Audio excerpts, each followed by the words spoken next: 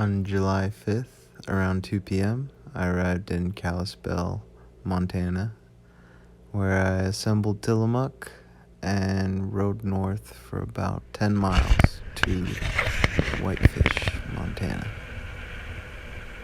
It's pretty weird. This is a big sky. The sun doesn't set until like 9:45. And gonna ride into town, pick up some supplies, about 30 miles to Red Meadow. The weather was pretty warm and the ride was mostly ascent, and I spent a little extra time figuring out navigation.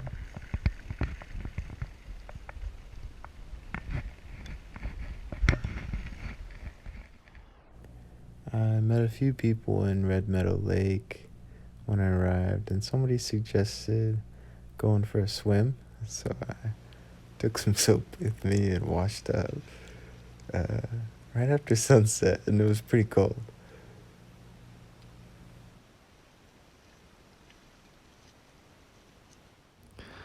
So I've been hesitant to drink water straight from the Sawyer filter. I had a bad experience, and here's a link to that video.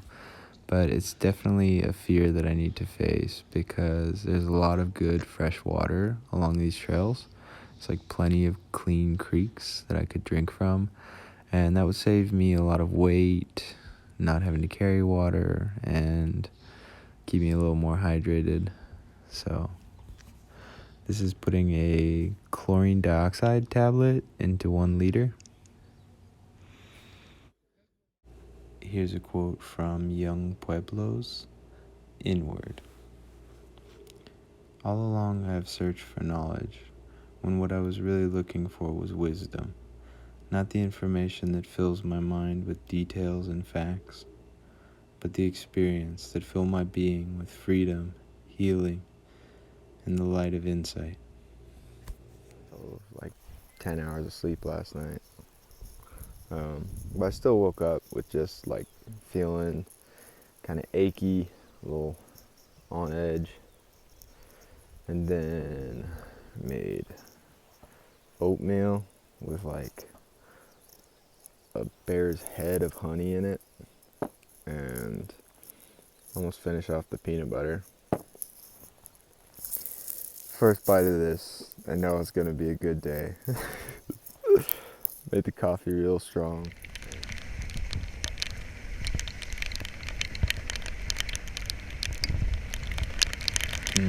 So Tillamook's a beast. And the rain gear held up pretty nicely. This was on the west side of Glacier National Park. And a little bit more of my ride to Touchuck Campground. I wasn't really welcomed at Touchuck, so I decided to keep going on. This is a shame because it looked like a really nice campground. I guess I was just kind of scared to be there alone. It's pretty deep in the woods.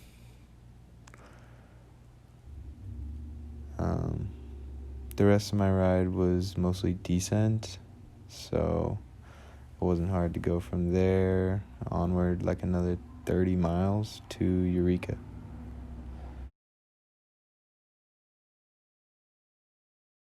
So I've officially made it to the US-Canadian border, and this is where my journey begins.